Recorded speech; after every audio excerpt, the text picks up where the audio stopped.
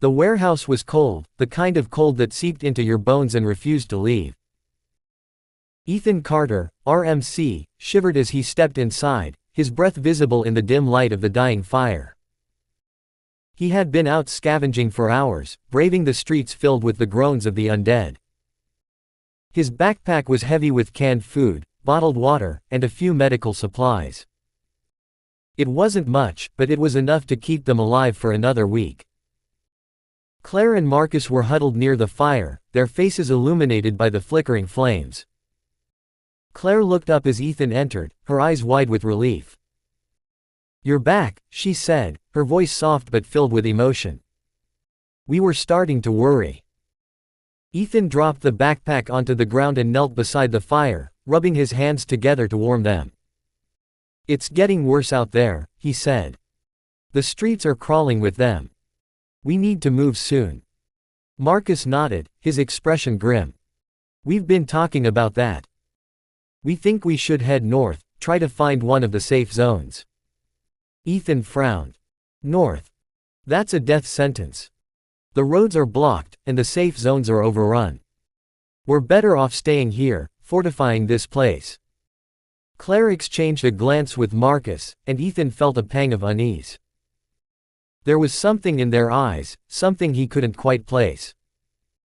Before he could say anything, Marcus stood up, his hand moving to the gun at his side. "Ethan," Marcus said, his voice steady but cold. "We've made a decision." Ethan's heart skipped a beat. "What are you talking about?" Claire looked away, her hands trembling. "We can't keep doing this, Ethan. You're slowing us down. We need to move fast, and you're not strong enough." Ethan stared at her, disbelief washing over him. "Claire, what are you saying?" Marcus raised the gun, his finger tightening on the trigger. "I'm sorry, Ethan. It's nothing personal." The gunshot echoed through the warehouse, and Ethan felt the impact as the bullet tore through his chest. He fell to the ground, blood pooling beneath him, his vision fading as Claire and Marcus walked away without a second glance. The last thing he saw was the flickering light of the fire, and then, nothing. Ethan woke with a start, his heart pounding in his chest. His sheets were drenched in sweat, clinging to his body like a second skin. For a moment, he didn't know where he was. The last thing he remembered was the cold floor of the warehouse, the sound of the gunshot echoing in his ears, and the fading light of the fire as Claire and Marcus walked away. But now, he was in a bed. His bed. The sunlight streamed through the curtains, casting a warm glow across the room. He sat up, his hands trembling as he touched his chest. There was no wound, no blood, no pain. Just the steady beat of his heart. "What the hell," he muttered, his voice hoarse.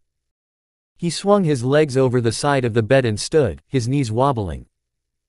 The room was familiar, too familiar. It was his old apartment, the one he had lived in before the world fell apart. The walls were still adorned with the same photos, the same posters. His desk was cluttered with papers and a half-empty coffee mug. Everything was exactly as he had left it. Ethan stumbled to the bathroom, his reflection in the mirror stopping him cold. He looked younger. The lines of stress and exhaustion that had etched themselves into his face were gone. His hair was shorter, his eyes brighter. He looked like the man he had been before the apocalypse. He splashed cold water on his face, trying to steady his breathing. "This can't be real," he whispered to himself. "It's just a dream. It has to be."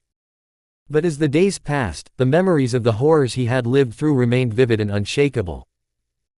He remembered the outbreak, the chaos, the endless hordes of the undead. He remembered Claire and Marcus, their betrayal, their cold eyes as they left him to die. And he remembered the date, March 15, 2025. The day the world ended. Ethan sat at his desk, staring at the calendar on the wall. It read March 1, 2024. Exactly 1 year before the apocalypse began. He didn't know how or why, but he had been given a second chance. A chance to rewrite the future. The memories were relentless. Every night, Ethan dreamed of the apocalypse. He saw the streets overrun with the undead, their grotesque forms shambling through the ruins of civilization. He saw the fear in people's eyes as they fought for survival, the desperation as they turned on each other. And he saw Claire and Marcus, their faces cold and unfeeling as they betrayed him. He woke each morning drenched in sweat, his heart racing. The guilt and anger gnawed at him, a constant reminder of what he had lost. But it wasn't just the betrayal that haunted him. It was the knowledge of what was coming. The world was going to end, and he was the only one who knew. Ethan spent hours researching, scouring the internet for any signs of the virus. But there was nothing. No reports of strange illnesses, no whispers of a coming plague. The world was blissfully unaware of the nightmare that awaited them. He knew he couldn't save everyone. He couldn't stop the outbreak. But he could prepare. He could make sure that when the world fell apart, he would be ready. Ethan's first priority was survival. He knew the exact date the outbreak would begin, and he had 1 year to prepare. But survival wasn't his only goal. Claire and Marcus had betrayed him, left him to die. They had taken everything from him, his trust, his love, his life. This time, he would make them pay. He started by liquidating his assets. He sold his car, his furniture, even his apartment. He used the money to buy a remote plot of land in the mountains, far from the cities that would soon become death traps. The property was isolated, surrounded by dense forest, and had a natural water source. It was the perfect place to build a fortress. Over the next few months, Ethan worked tirelessly to fortify the property. He built walls, installed solar panels, and dug a well. He stockpiled food, water, and medical supplies, enough to last for years. He studied survival tactics, learned how to grow food, and trained himself to fight. He even bought weapons, guns, knives, anything he could get his hands on. But Ethan wasn't just preparing for the apocalypse, he was preparing for revenge. He tracked Claire and Marcus, monitoring their movements, learning their routines.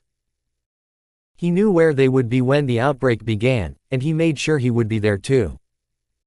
One evening, Ethan found himself standing outside Claire's apartment. He hadn't planned to come here, but the memories had driven him to it. He needed to see her, to remind himself of what she had done. He watched from the shadows as she stepped out of the building, her laughter ringing through the night air. She was with Marcus, their arms linked as they walked down the street. They looked happy, carefree. They had no idea what was coming. Ethan's hands clenched into fists, his nails digging into his palms. He wanted to confront them, to make them pay for what they had done. But he knew it wasn't the right time.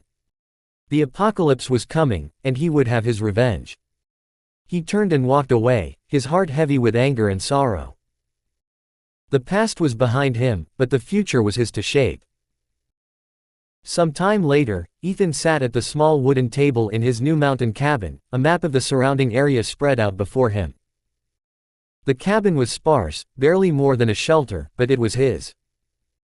The walls were lined with shelves filled with canned food, bottled water, and medical supplies. A stack of books on survival tactics sat in one corner, their pages dog-eared and marked with notes. In another corner, a rack of weapons gleamed in the dim light, rifles, handguns, knives, and even a crossbow. He had been living here for 3 months now, and the isolation was starting to wear on him. The silence was deafening, broken only by the occasional rustle of leaves or the distant cry of a bird. But Ethan didn't mind the solitude. It gave him time to think, to plan. He picked up a red marker and circled a spot on the map. It was a small town about 20 miles from his property. According to his research, it had a hardware store, a pharmacy, and a gas station. He would need to make a supply run soon, but he wasn't ready yet. Not until he had everything in place. Ethan's property was a fortress in the making. He had spent weeks clearing the land, cutting down trees to create a perimeter and building a sturdy wall around the property. The wall was made of thick logs, reinforced with metal sheets and barbed wire. It wasn't impenetrable, but it would hold against most threats. Inside the walls, he had set up a greenhouse, a chicken coop, and a small garden. He had never been much of a gardener, but he had learned quickly. The greenhouse was filled with rows of vegetables, tomatoes, peppers, carrots, and the garden was thriving. The chickens provided a steady supply of eggs, and he had even managed to catch a few wild rabbits to breed for meat. The cabin itself was powered by solar panels, which he had installed on the roof. They provided enough energy to run the lights, a small refrigerator, and a radio. He had also dug a well, ensuring a steady supply of clean water. But Ethan knew that survival wasn't just about food and shelter. It was about defense. He had spent countless hours training himself to shoot, to fight, to survive. He had set up a shooting range on the property and practiced every day until his hands were calloused and his arms ached. He had even started learning hand-to-hand combat, using online tutorials and books to teach himself. As much as Ethan focused on survival, he couldn't forget about Claire and Marcus. Their betrayal was a constant ache in his chest, a reminder of everything he had lost. He had spent hours tracking them, monitoring their movements, learning their routines. He knew where they lived, where they worked, where they spent their free time. He knew everything about them. But he hadn't made contact. Not yet. He wanted to, more than anything. He wanted to confront them, to make them pay for what they had done. But he knew it wasn't the right time. The apocalypse was coming, and he needed to be ready. Instead, he focused on his plan. He knew where they would be when the outbreak began, trapped in their apartment, just as they had been in his previous life. He would be there too, but this time, he would be the one in control. One evening, as Ethan was cleaning his rifle, he heard a noise outside. It was faint, barely more than a rustle, but it was enough to put him on edge. He grabbed the rifle and crept to the window, peering out into the darkness. At first, he saw nothing. The forest was quiet, the only sound the rustling of leaves in the wind. But then he saw it, a figure moving through the trees. It was a man, dressed in ragged clothes and carrying a backpack. He looked lost, desperate. Ethan's first instinct was to help. The man was clearly in trouble, and Ethan had the resources to spare. But then he remembered the apocalypse, the chaos, the betrayal. He couldn't afford to trust anyone. Not now. He raised the rifle and aimed it at the man, his finger hovering over the trigger. The man froze, his eyes wide with fear. For a moment, they stared at each other, the silence between them heavy with tension. Then the man turned and ran, disappearing into the trees. Ethan lowered the rifle, his hands trembling. He had made the right choice, he told himself. He couldn't risk letting anyone in. Not yet. That night, Ethan lay in bed, staring at the ceiling. The encounter with the man had shaken him more than he cared to admit. He had always thought of himself as a good person, someone who would help others in need. But the apocalypse had changed him. It had hardened him, made him wary of everyone and everything. He thought about Claire and Marcus, about the betrayal that had defined his previous life. He had trusted them, and they had left him to die. He couldn't let that happen again. He couldn't let anyone get close. But as he lay there, he couldn't shake the feeling of guilt. The man in the forest had been desperate, just like so many others would be when the world fell apart. Could he really turn his back on them? Could he really become the kind of person who put survival above everything else? He didn't have an answer. All he knew was that the apocalypse was coming, and he had to be ready. Whatever it took. The day had finally arrived. Ethan stood on the porch of his cabin, staring at the horizon. The sky was a deep, unnatural red, as if the world itself was bleeding. The air was thick with tension, the kind that made your skin crawl and your stomach churn. He had been waiting for this day for a year, preparing for it, dreading it. And now it was here. He turned on the radio, the static crackling as he tuned it to a news station. The reporter's voice was frantic, almost hysterical. Reports of violent attacks in major cities across the country. Authorities are urging citizens to remain indoors and avoid contact with anyone displaying symptoms of the illness. Hospitals are overwhelmed, and emergency services are struggling to respond. We repeat, this is not a drill. Stay indoors and… Ethan turned off the radio. He didn't need to hear more. He knew what was coming. The virus was spreading, faster than anyone could have anticipated. The dead were rising, and the world was falling apart. He took a deep breath and stepped inside the cabin. His gear was ready, a backpack filled with supplies, a rifle slung over his shoulder, and a knife strapped to his belt. He had planned this moment for months, rehearsed it in his mind 1,000 times. But now that it was here, he felt a strange sense of detachment, as if he were watching himself from a distance. Ethan's truck rumbled down the empty highway, the engine growling like a beast. The roads were eerily quiet, the usual traffic replaced by abandoned cars and scattered debris. The city loomed in the distance, its skyline obscured by thick plumes of smoke. The apocalypse had arrived, and it was worse than he remembered. As he drove, he passed scenes of chaos and destruction. A car was overturned on the side of the road, its windows smashed and its doors hanging open. A group of people ran through a field, their faces pale with fear. And everywhere, the dead. They shambled through the streets, their grotesque forms moving with unnatural determination. Ethan gripped the steering wheel tighter, his knuckles white. He reached the city just as the sun was setting. The streets were a war zone, filled with the sounds of gunfire, screams, and the guttural groans of the undead. Ethan parked the truck in an alley and grabbed his gear. He moved quickly and quietly, sticking to the shadows as he made his way to Claire and Marcus's apartment. The apartment building was in chaos. The lobby was littered with broken glass and overturned furniture, and the air smelled of smoke and blood. Ethan took the stairs two at a time, his heart pounding in his chest. He didn't know what he would find when he reached the top, but he knew he couldn't turn back. He reached the 5th floor and kicked open the door to Claire and Marcus's apartment. The room was dark, the only light coming from the flickering television. Claire and Marcus were huddled in the corner, their faces pale with fear. "Ethan!" Claire cried, her voice trembling with relief. "Thank God you're here." But Ethan's expression was cold. He stepped into the room, his rifle pointed at the ground but ready. "You left me to die," he said, his voice steady but filled with anger. "You both did." Marcus stepped forward, his hands raised in a gesture of peace. "Ethan, we were scared. We didn't know what to do. We thought you were dead." Ethan shook his head. "You didn't even try. You just left me there, bleeding out on the floor." Claire's eyes filled with tears. "Ethan, please. We're sorry. We didn't mean to."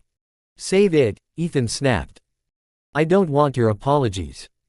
I don't want anything from you." There was a moment of silence, the tension in the room so thick it was almost suffocating. Then, from outside, came the sound of breaking glass and guttural groans. The dead were coming. Ethan turned and walked to the window, peering out into the street. A horde of zombies was shambling toward the building, their grotesque forms illuminated by the flickering streetlights.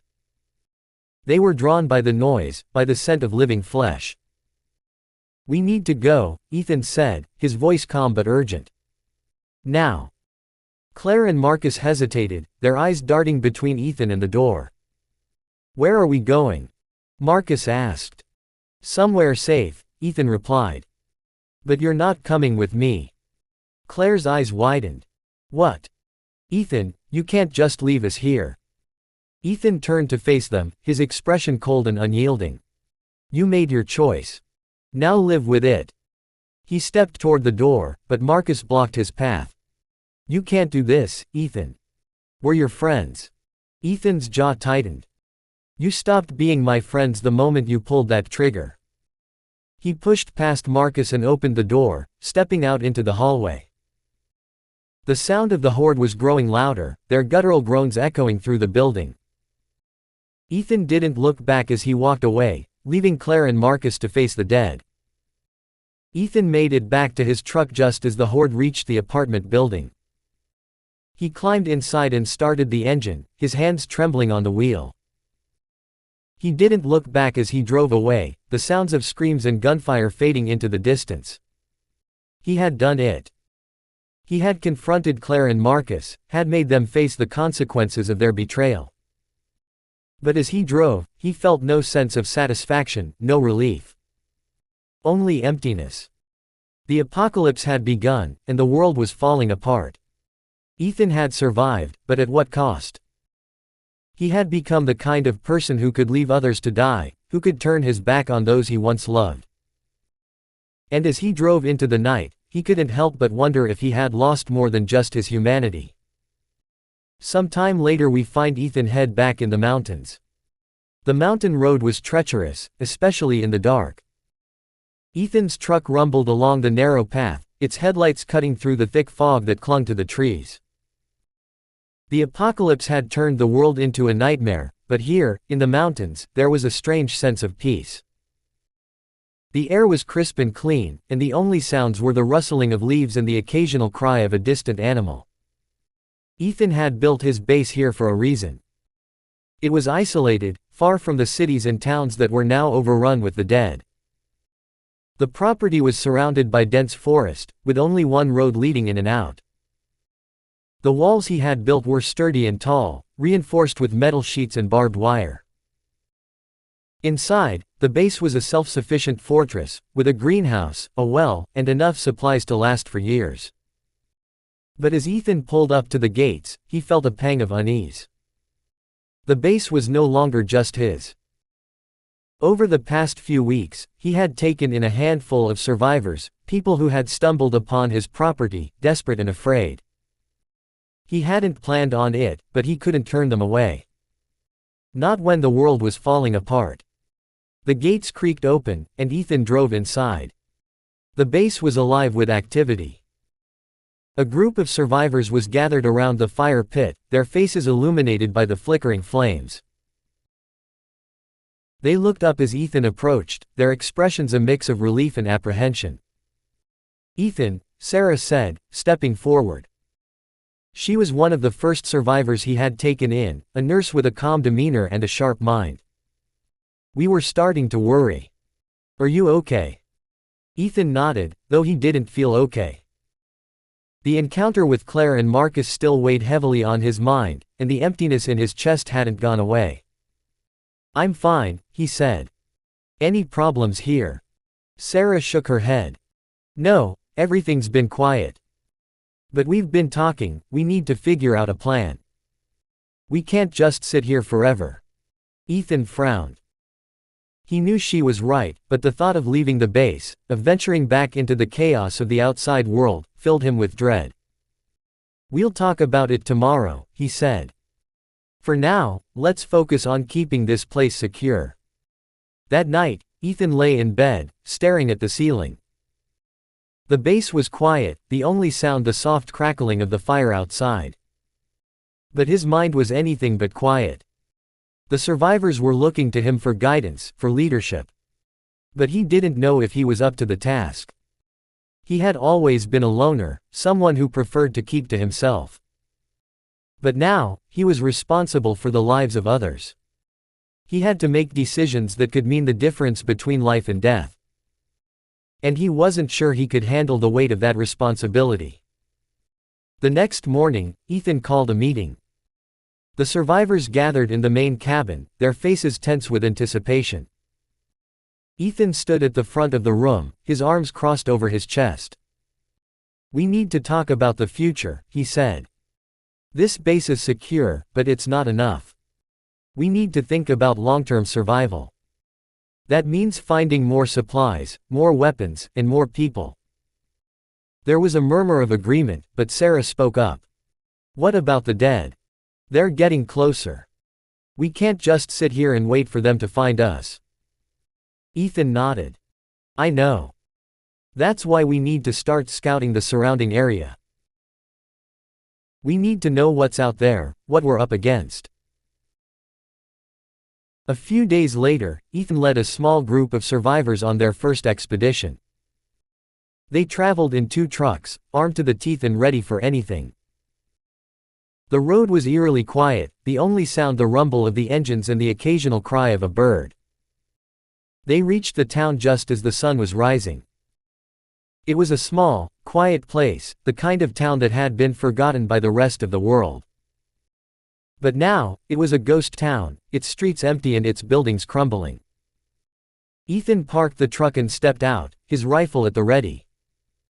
The others followed, their eyes scanning the area for any signs of danger. They moved quickly and quietly, sticking to the shadows as they made their way to the hardware store. The store was a mess, its shelves overturned and its windows smashed. But there were still supplies to be found, tools, nails, and other materials that could be used to reinforce the base. They loaded the trucks as quickly as they could, their movements efficient and practiced. But as they were about to leave, they heard a low, guttural groan. Ethan turned, his heart pounding in his chest. A group of zombies was shambling toward them, their grotesque forms moving with unnatural determination. Get in the trucks! Ethan shouted, his voice sharp with urgency. The survivors scrambled to obey, climbing into the trucks and slamming the doors shut. Ethan took one last look at the zombies before climbing into the driver's seat and starting the engine. They drove away, the sound of the horde fading into the distance. That night, back at the base, Ethan sat by the fire, staring into the flames. The expedition had been a success, they had found the supplies they needed, and everyone had made it back alive. But the encounter with the zombies had shaken him. He thought about the people he had left behind, Claire and Marcus, the man in the forest, and countless others who were now struggling to survive. He had built this base to protect himself, to ensure his own survival. But now, he was responsible for the lives of others. And he couldn't help but wonder if he was doing enough. Sarah sat down beside him, her expression thoughtful. You did good today, she said. We're safer because of you. Ethan shook his head. I don't know if that's enough. There are so many people out there, suffering, dying. And we're just sitting here, hiding behind these walls. Sarah placed a hand on his shoulder. You can't save everyone, Ethan. But you've saved us. And that's something. Ethan didn't respond. He knew she was right, but the guilt still gnawed at him. The apocalypse had changed him, had forced him to make choices he never thought he would have to make. And as he stared into the fire, he couldn't help but wonder if he had lost more than just his humanity. The days turned into weeks, and the base became a functioning community. The survivors had settled into a routine, each person contributing in their own way. Sarah took charge of the medical supplies, organizing them into a makeshift clinic. A man named Tom, who had been a mechanic before the apocalypse, worked on maintaining the trucks and generators. Others tended to the garden, cooked meals, or stood watch on the walls. Ethan watched it all from a distance, his arms crossed over his chest as he leaned against the cabin. He had built this place to survive, to protect himself from the horrors of the outside world. But now, it was more than just a fortress, it was a home. And he wasn't sure how he felt about that. One evening, as the sun dipped below the horizon, Ethan stood on the walls, staring out at the forest. The air was cool, the kind of cool that made you pull your jacket tighter around your shoulders. He could hear the faint sounds of laughter from the fire pit, the survivors gathered around, sharing stories and trying to forget, even for a moment, the nightmare they were living in. Sarah climbed the steps to the wall, her footsteps soft but deliberate. She stood beside him, her arms wrapped around herself. You've been quiet lately, she said. Something on your mind? Ethan didn't answer right away. He stared out at the trees, his jaw tight. I didn't ask for this, he said finally. I didn't ask to be responsible for all these people. Sarah nodded. I know. But you are. And you're doing a good job. Ethan shook his head. Am I? We're safe for now, but what happens when the food runs out? Or the water? Or when the dead finally find us? I can't protect everyone, Sarah. I can't save them. Sarah turned to face him, her expression serious. You're right. You can't save everyone. But you can save the people here. And that's enough. Ethan looked at her, his eyes searching hers. Is it? The next morning, Ethan woke with a sense of determination. He had spent the night thinking about Sarah's words, about the responsibility he had to the people who were counting on him. He couldn't change the past, and he couldn't control the future. But he could do something about the present. He called a meeting in the main cabin, the survivors gathering around the table. Ethan stood at the head, his hands resting on the surface. We need to talk about the future, he said. This base is secure, but it's not enough. We need to think about long-term survival. That means finding more supplies, more weapons, and more people. There was a murmur of agreement, but Tom spoke up. What about the dead? They're getting closer. We can't just sit here and wait for them to find us. Ethan nodded. I know. That's why we need to start scouting the surrounding area. We need to know what's out there, what we're up against. Sarah raised an eyebrow. You're talking about leaving the base. Ethan met her gaze. We can't stay here forever. We need to know what's happening out there. And if there are other survivors, we need to find them. A few days later, Ethan led a small group of survivors on another expedition. This time, they ventured further from the base, into the heart of the forest. The trees were thick, the underbrush dense, and the air was filled with the sounds of birds and insects. It was almost peaceful, if you could forget about the apocalypse. They reached a small clearing, and Ethan held up a hand, signaling for the group to stop. In the center of the clearing was a makeshift camp, the remains of a fire still smoldering.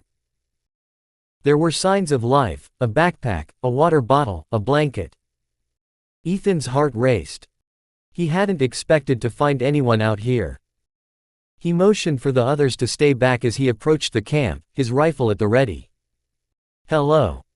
He called out, his voice echoing through the trees. There was a rustle in the bushes, and a figure emerged. It was a woman, her face pale and her eyes wide with fear. She was holding a knife, her hands trembling.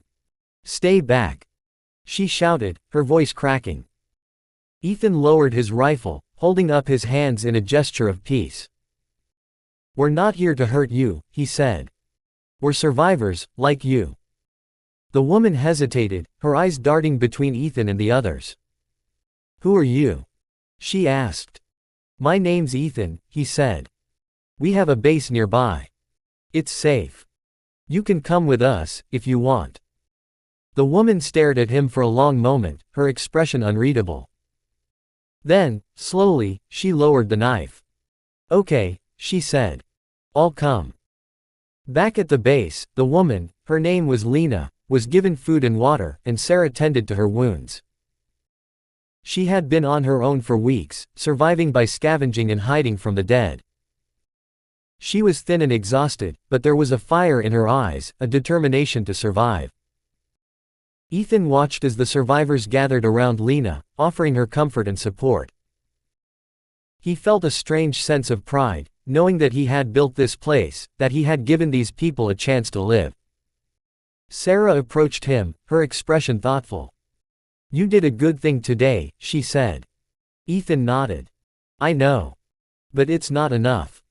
There are so many people out there, suffering, dying. And we can't save them all. Sarah placed a hand on his shoulder. No, we can't. But we can save the ones we find. And that's enough. Ethan looked at her, his eyes filled with determination. You're right. It's enough. That night, Ethan stood on the walls, staring out at the forest. The air was cool, the stars bright in the sky. He could hear the sounds of the survivors below, their voices soft but filled with hope. He had spent so long trying to protect himself, to isolate himself from the world. But now, he realized, he couldn't do it alone. He needed these people as much as they needed him. And together, they could face whatever the future held. Ethan took a deep breath, the weight of his responsibility settling on his shoulders. He couldn't save everyone. But he could save the people here. And that was enough. Some time later and the base had grown even more since Lena's arrival. More survivors had found their way to the mountain stronghold, drawn by rumors of safety and community. The walls had been expanded, the garden had flourished, and the cabins were now filled with the sounds of life, laughter, conversation, and the occasional cry of a child. It was a fragile peace, but it was peace nonetheless. Ethan stood in the command center, a map of the surrounding area spread out on the table. The room was filled with the soft hum of the radio, the occasional crackle of static breaking the silence. He had been listening for weeks, hoping to hear something, anything, that would give them a clue about the outside world. But the airwaves were silent, the world beyond the mountains a mystery. Sarah entered the room, her expression serious. "We need to talk," she said. Ethan looked up, his brow furrowed. "What's wrong?" Sarah crossed her arms over her chest. "We're running low on medical supplies. If we don't find more soon, we're going to be in trouble." Ethan nodded. He had been expecting this. The base was self-sufficient, but it wasn't perfect. They needed more than just food and water, they needed medicine, tools, and equipment. And they needed information. "We need to find a lab," Ethan said finally. "Somewhere that might have the equipment and supplies we need to figure out what's causing this virus. If we can understand it, maybe we can stop it." Sarah raised an eyebrow. "You're talking about finding a cure." Ethan met her gaze. "I'm talking about survival. If we don't figure this out, the dead are going to keep coming. And eventually, they'll find us." A few days later, Ethan led a small group of survivors on an expedition to find a lab. They traveled in 2 trucks, armed to the teeth and ready for anything. The road was eerily quiet, the only sound the rumble of the engines and the occasional cry of a bird. They reached the outskirts of the city just as the sun was rising. The skyline was a jagged silhouette against the pale light, the buildings crumbling and broken. The streets were filled with the dead, their grotesque forms shambling through the ruins. Ethan parked the truck in an alley and stepped out, his rifle at the ready. The others followed, their eyes scanning the area for any signs of danger. They moved quickly and quietly, sticking to the shadows as they made their way to the university. The campus was a ghost town, the buildings empty and the streets littered with debris. But the lab was still there, its doors hanging open and its windows smashed. Ethan led the group inside, their footsteps echoing in the silence. The lab was a mess, its equipment overturned and its shelves empty. But there were still supplies to be found, test tubes, chemicals, and notebooks filled with research. They loaded the trucks as quickly as they could, their movements efficient and practiced. But as they were about to leave, they heard a low, guttural groan. Ethan turned, his heart pounding in his chest. A group of zombies was shambling toward them, their grotesque forms moving with unnatural determination. "Get in the trucks!" Ethan shouted, his voice sharp with urgency. The survivors scrambled to obey, climbing into the trucks and slamming the doors shut. Ethan took one last look at the zombies before climbing into the driver's seat and starting the engine. They drove away, the sound of the horde fading into the distance. Back at the base, the survivors began the painstaking process of analyzing the data they had collected. Sarah took charge of the research, her medical background proving invaluable. She spent hours in the lab, poring over the notebooks and running tests on the samples they had collected. Ethan watched from a distance, his arms crossed over his chest. He didn't understand the science, but he trusted Sarah.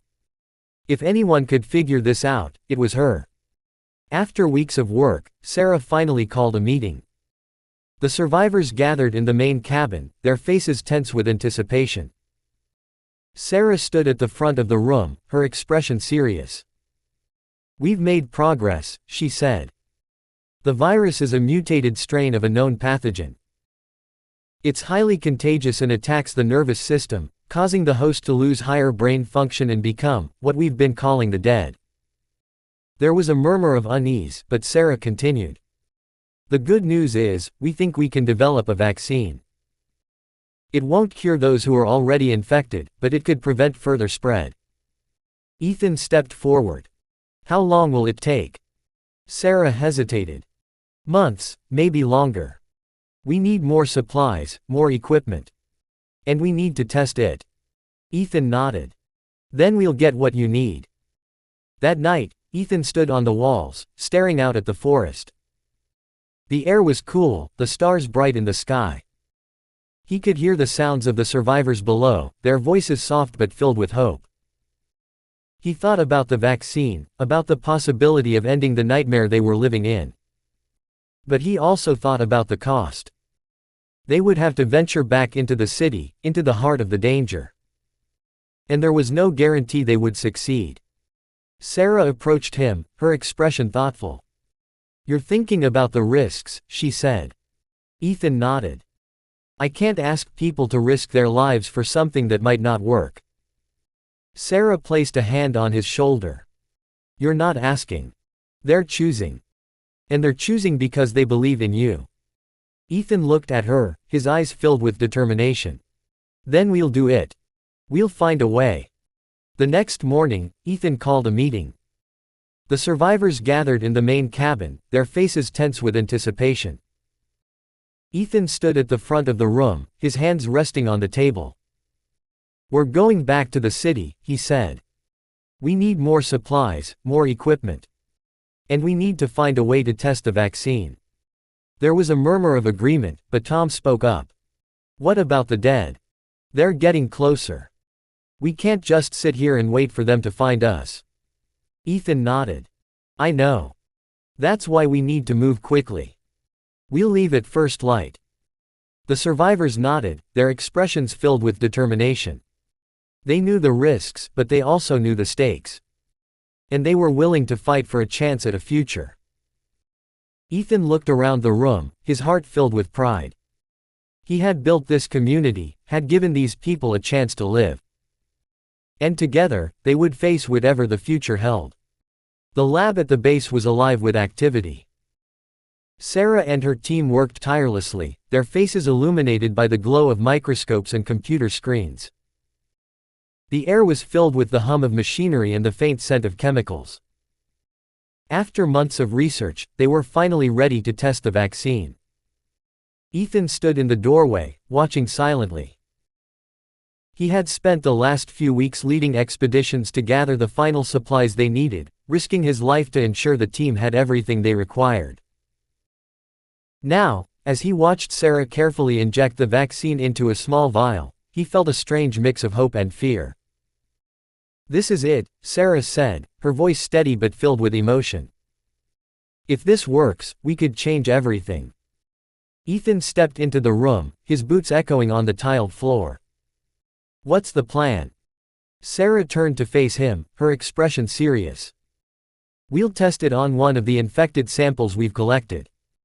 If it neutralizes the virus, we'll know we're on the right track." Ethan nodded. "And if it doesn't?" Sarah hesitated. "Then we go back to the drawing board.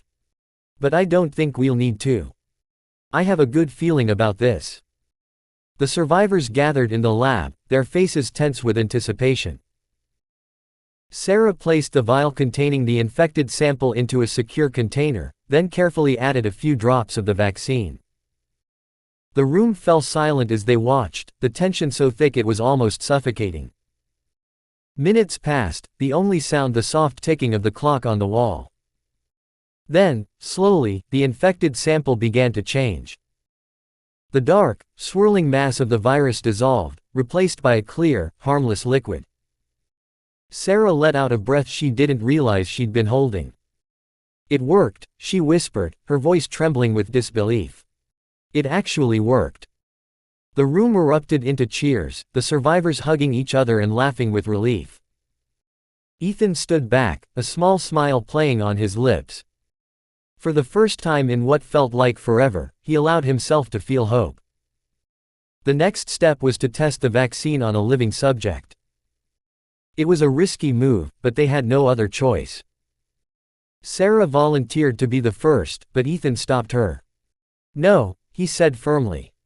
"I'll do it." Sarah shook her head. "Ethan, you're too important. If something goes wrong." "Exactly," Ethan interrupted. "If something goes wrong, you're the one who can fix it." "I trust you, Sarah. But this is my responsibility." Sarah hesitated, then nodded. "Okay. But if anything happens, you tell me immediately." Ethan rolled up his sleeve, and Sarah carefully injected the vaccine into his arm. The room fell silent as they waited, every second stretching into an eternity. Ethan felt a strange warmth spread through his body, but there were no adverse effects. After an hour, Sarah checked his vitals and smiled. "You're fine," she said, her voice filled with relief. "The vaccine is safe." With the vaccine proven effective, the survivors began the monumental task of producing enough doses for everyone at the base. They converted one of the cabins into a makeshift production facility, working around the clock to synthesize the vaccine.